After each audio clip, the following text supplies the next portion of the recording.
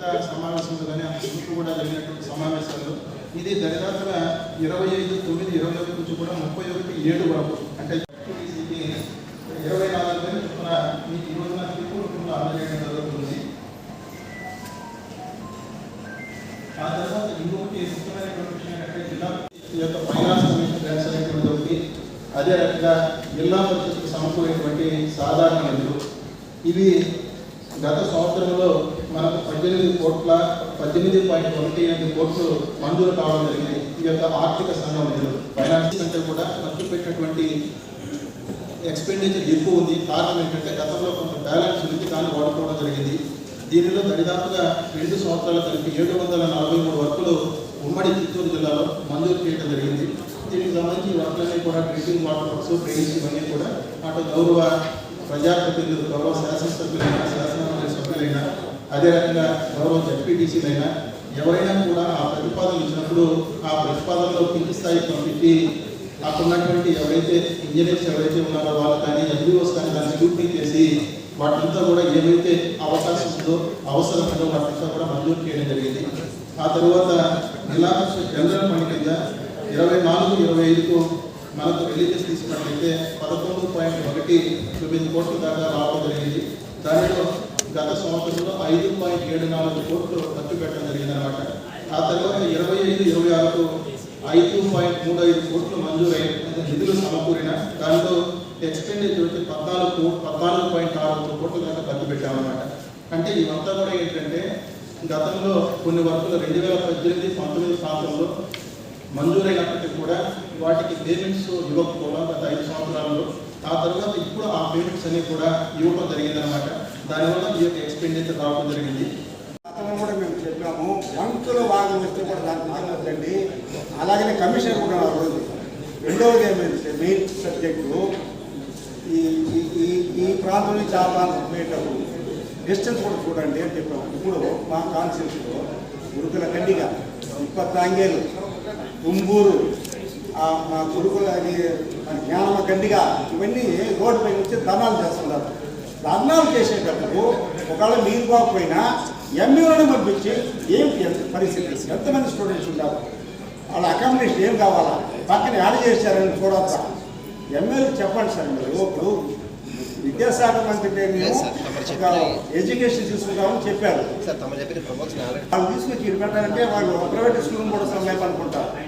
అలాంటివి చేస్తే మనకు నేను గౌరవ విద్యాశాఖ మంత్రి చెప్పాము, మా సోదరుడు కూడా ఆ రోజు ఉన్నాడు. అంటే ఇది కాకముందే మాకంతా మేము మీటింగ్ పెట్టాడు.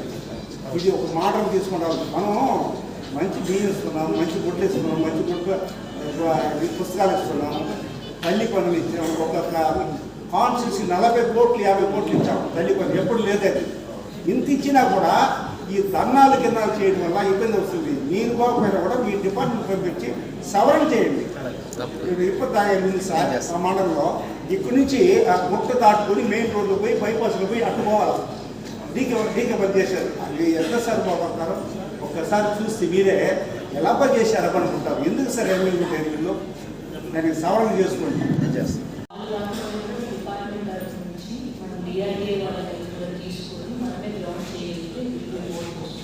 వాళ్ళు ఇచ్చేటట్టు వేయించాలని పబ్లిక్ అవేర్నెస్తో ఉండకపోవచ్చు. సో త్రూ పీడీ గారు ఇక్కడ ఎలాగో ఉన్నారు కాబట్టి వీళ్ళు ఐడెంటిఫై మంచి గ్రూప్స్ని ఐడెంటిఫై చేయండి. దీని గురించి మనం మీరు కొంచెం పర్సనల్గా తీసుకోవాలి. బికాజ్ అది చాలా మంచి ప్రోగ్రామ్ సబ్జెక్ట్ చెప్పినట్టు అది ఎన్నో లక్షలు కూడా గవర్నమెంట్ మనకి ఇన్వెస్ట్ చేస్తుంది. నెక్స్ట్ జనరేషన్ అగ్రికల్చర్కి అది చాలా అవసరం కూడా. సో నెక్స్ట్ 10 daysలో మీరు ఇద్దరు కలిసి ఒక వర్క్ ప్లాన్ చేస్తే కలెక్టర్ గారితో రివ్యూ చేయించి గ్రౌండ్ చేయించి వేస్ట్ కాబట్టి దాన్ని రిప్లై చేసి అందరూ కూర్చొని ఒక ఆమోదయోగ్యమైనటువంటి నిర్ణయాన్ని తీసుకోవడం సమంజసం. జిల్లా పరిషత్ సభ్యులు ఆ రకమైనటువంటి ఆవేదన పడాల్సినటువంటి అవసరం లేదు. ఇలాంటి సమావేశంలో కూడా చెప్పాల్సినటువంటి అవసరం లేకుండా మనం చూసుకున్నాం. దయచేసి వేరే సబ్జెక్ట్ అయితే బాగుంటుంది. నేనైతే సార్ ఒకసారి కలెక్టర్ గారితో సంప్రదించండి. డిఓ గారు నుండి కలెక్టర్ గారు కూర్చొని మీటింగ్ కాంటాక్ట్ చేసి ఎక్కడికి రియల్ ప్రాబ్లమ్స్ ఉన్నాయి, ట్రాన్స్పోర్ట్ లేయర్ ఉంది, పుల్వాల్ దగ్గర ఉంది, మరి క్లోజ్ చేస్తున్న బడ్జెట్ ఉంది, ఇవన్నీ కూడా ఒకసారి రివ్యూ చేసుకుని అన్ని ఈజీగా షార్ట్ అవుతాయి కదా. అన్నమయ్య తిరుపతి బేస్ చేసి సెకండ్ స్టాండర్డ్ వరకు పెట్టారు. మళ్ళీ అక్కడ ఇన్ఫ్రాస్ట్రక్చర్ స్కూల్స్ లో పెట్టారు.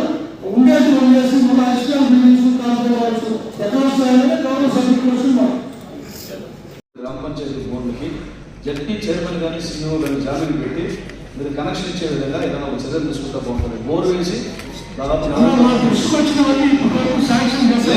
లేదన్నా చాలా చాలా కూడా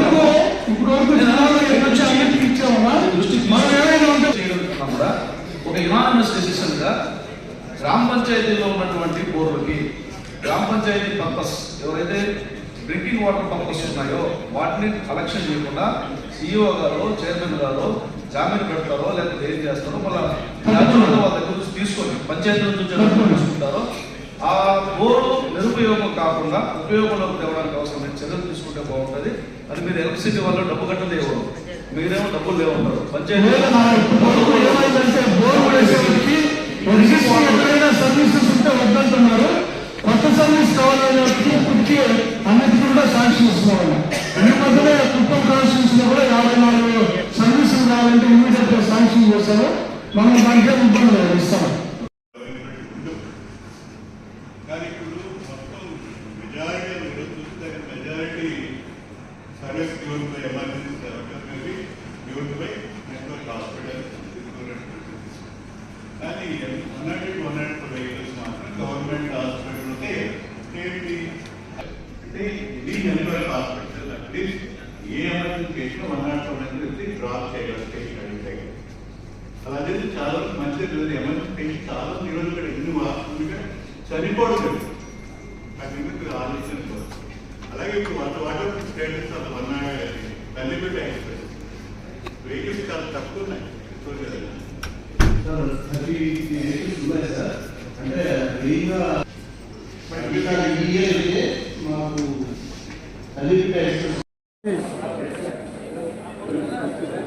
మన జేసీ మేడం గారు సీఈఓ గారు అధ్యక్షతన ఈ సమావేశం జరిగింది. అనేక సమస్యలపైన సభ్యులందరూ కూడా క్వశ్చన్ లేవనెత్తడము, వారికి సరైన విధంగా సమాధానం చెప్పడం కూడా జరిగింది. ముఖ్యంగా త్రాగునీటి పైన ఏమైనా ఇబ్బందులు ఉంటే అన్నీ కూడా సాల్వ్ చేస్తామని చెప్పాము. ఆర్డబ్ల్యూఎస్లో వచ్చేటువంటి శాంక్షన్స్కు ఆ ట్రాన్స్ఫార్మర్స్ కూడా డబ్బులు కావాలని చెప్పారు. దానికి వెంటనే మంజూరు చేస్తామని చెప్పారు. అలాగే గోవాలో కొన్ని బిల్స్ రావాలని చెప్పారు. దాన్ని కూడా ఈ నెలాఖరుకుంటా బిల్స్ ఇవ్వడం జరుగుతుందని చెప్పడం జరిగింది. టీఆర్లో కానీ ఆర్డబ్ల్యూఎస్లో కానీ ఉండే పెండింగ్ బిల్స్ అంతా కూడా ఈ నెలాఖరుకి ఇస్తామని చెప్పడం జరిగింది. ఇంకా త్రాగునీరు విషయం ఎక్కడ ఇబ్బంది కలిగినా వెంటనే శాంక్షన్ చేస్తామని చెప్పాం. రైతు పరంగా ఇప్పుడు రైనీ సీజన్ కాబట్టి వచ్చేటువంటి ఇబ్బందులు అధిగమించడానికి తగిన జాగ్రత్తలు తీసుకోవాల్సిందిగా ఆర్డబ్ల్యూఎస్ వారిని, వైద్య శాఖ వారిని, డిస్ట్రిక్ట్ పంచాయతీరాజ్ వారిని కూడా కోరడం జరిగింది. ఇంకా అనేక విషయాలు చర్చించడం జరిగింది. అన్నీ కూడా సవ్యంగా జరిగాయి. అందరికీ కూడా పేరు పేరున ధన్యవాదాలు తెలియజేసుకుంటూ చిత్తూరు జిల్లా సంబంధించి జెడ్పీ జనరల్ బాడీ మీటింగ్ జరిగింది. సీఈఓ గారు, చైర్మన్ గారు, జెడ్పీ జాయిన్ అవ్వాలి.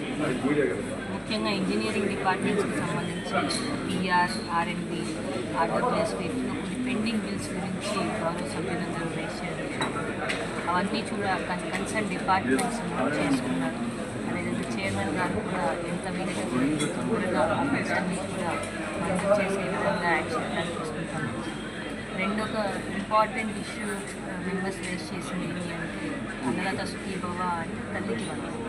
సో అన్నదాత సుఖీభవకి సంబంధించి ఇంకా చాలామంది ఫార్మర్స్కి డబ్బులు అనేవి పడట్లేదు అనేది మెంబర్స్ ద్వారా మన దృష్టికి తీసుకురావడం.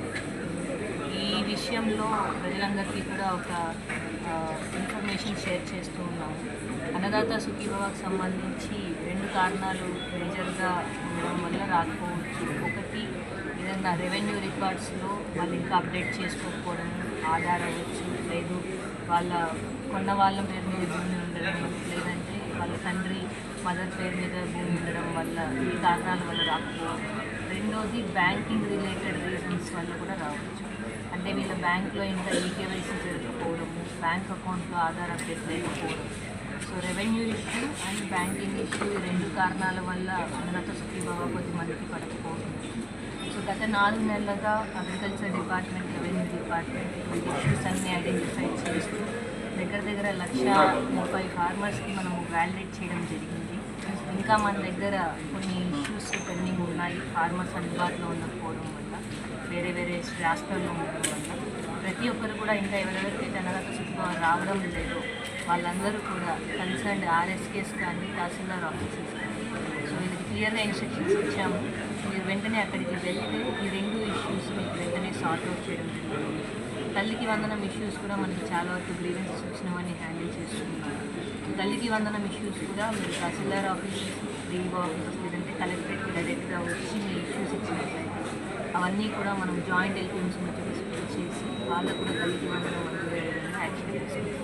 మేడం, సభ్యులు ఏది అడిగినా ఎందువల్ల ఖర్చు పెట్టలేదు? ఒక ఇష్యూ మనము ఇచ్చిన మనకు రిలీజ్ అయిన దానికంటే కూడా శాంక్షన్స్ అనేవి చాలా ఎక్కువ జరగడం జరిగింది. అయితే గ్రౌండ్లో మనము వెంటనే కాంట్రాక్టర్స్ అనేది ముందుకు రాకపోవడం, పెండింగ్ బిల్స్, పాత బిల్స్ పెండింగ్ ఉండడం వల్ల వాళ్ళ దగ్గర నుంచి అంత యాక్టివ్గా మనకి ఇనిషియేటివ్స్ రావడం జరిగింది. అయితే దానివల్ల వర్క్ ఆగకూడదు, ప్రజలు ఇబ్బంది పడకూడదు అనే ఉద్దేశంతో కలెక్టర్ గారు ఎవ్రీ వీక్ రివ్యూ చేస్తూ ఉన్నారు.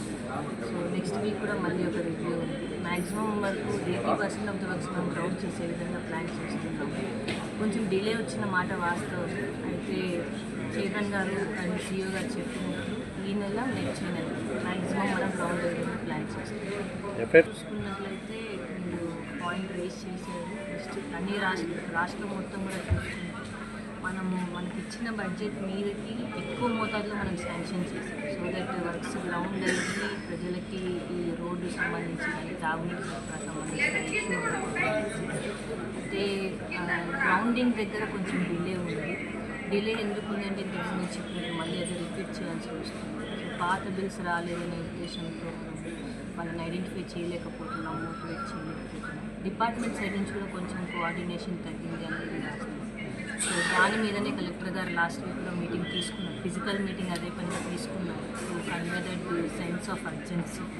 సో ఆ మీటింగ్ తీసుకున్నప్పటి నుంచి మనం department wise NTDO wise every week review చేస్తూ ఉన్నాము. సో గ్రౌండింగ్ డెఫినెట్లీ ఒక 1-2 monthsలో ప్రోగ్రెస్ ఖచ్చితంగా. ఎందుకంటే ఇంతకాలం జరిగింది, ఇంకో కొంతకాలమే జరిగింది. దీన్ని బట్టి అంటే ఎక్కడ lapsing is a major issue finance grant return కమిషన్లో. సమస్య అనేది ఇట్స్ ఒక పిన్ పాయింట్ చేయడానికి ఆస్కారం లేదు. ప్రతి ఒక్క స్టేక్ హోల్డర్ దగ్గర ఇష్యూ ఉంది కాబట్టి మనము గ్రౌండ్ చేయలేకపోతున్నాము. అయితే కలెక్టర్ గారు సుదీర్ఘంగా దాన్ని రివ్యూ చేశారు. సో ఐడెంటిఫై చేసిన సమస్యలన్నీ కూడా అడ్రస్ చేసి మనం యాక్షన్ ప్లాన్ రెడీ చేసుకున్నాం. సో మేబీ నెక్స్ట్ 2 weeksలో works will speak more than me speaking. యాక్చువల్గా ఇంకా ముందుకే పోవట్లేదు అంటారు. ఎందుకంటే గతంలో ఉన్నది వైసీపీ ఏ ఏరియాస్లో అక్కడ ఇష్యూస్ ఉన్నాయన్నది ఐడెంటిఫై చేశారు. కొన్ని కాన్స్టిట్యుయెన్సీస్లో చైర్మన్ గారు, కలెక్టర్ గారు యాక్టివ్గా ఆ కన్సర్న్డ్ అన్ని level of politicians, not only higher level, అన్ని లెవెల్ ఆఫ్ రిప్రజెంటేటివ్స్తో కోఆర్డినేషన్ మీటింగ్ అనేది చేస్తున్నారు. మనకి చూస్తే ఎక్కడెక్కడైతే గ్యాప్ ఉందో ఆ గ్యాప్స్లో కూడా సార్, చైర్మన్ గారు ఇద్దరు కలిసి ఆల్ లెవెల్స్ ఆఫ్ స్టేక్ హోల్డర్స్ని పిలుచుకుంటున్నారు. It will take some. కొన్ని చోట్ల అయితే అస్సలు వర్క్ కూడా స్టార్ట్ కాలేదు. టెండర్ స్టేజ్లో కూడా లేదు మేడం. దీని తాగునీటి కోసం కూడా